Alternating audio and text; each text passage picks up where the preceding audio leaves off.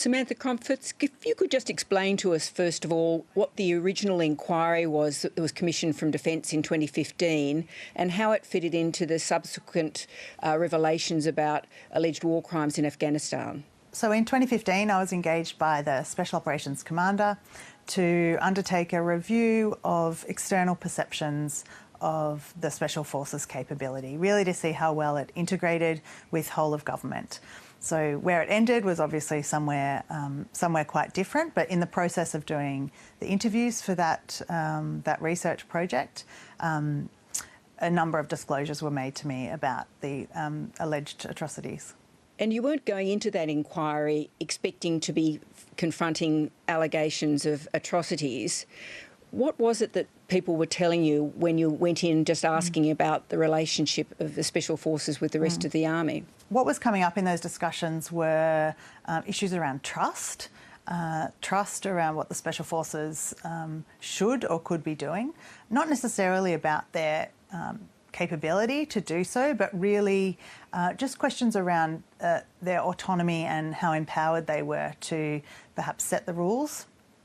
And it was those sort of discussions that really just made me question or really want to understand more about how special operations worked, how it functioned, which led me to talk to people inside. And as people started to quite openly describe the tensions between commandos and special forces, the SAS, for example, and I guess more comfortable people became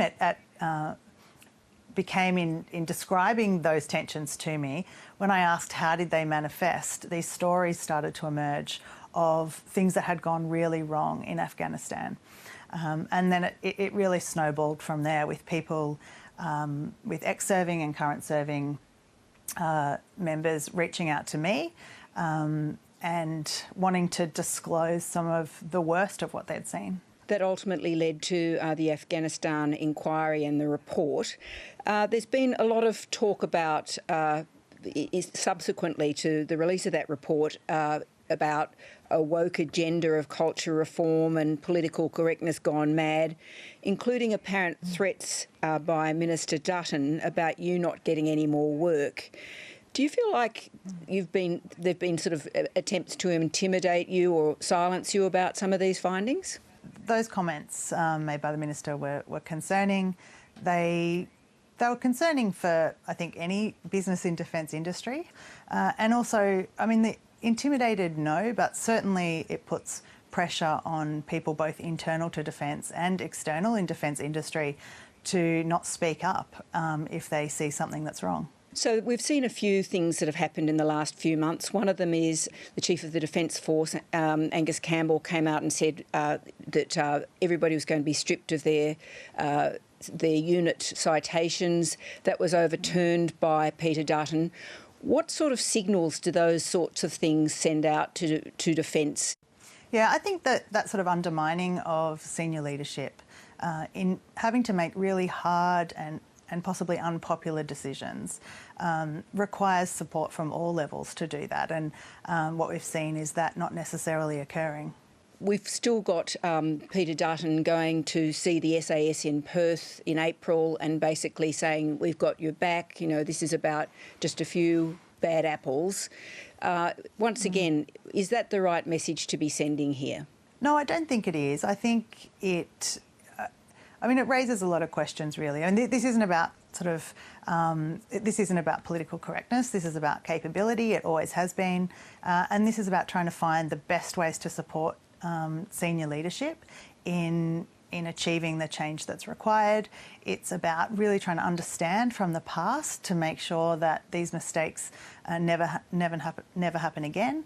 And I don't think it's quite as simple as just declaring that the organisation needs to move on.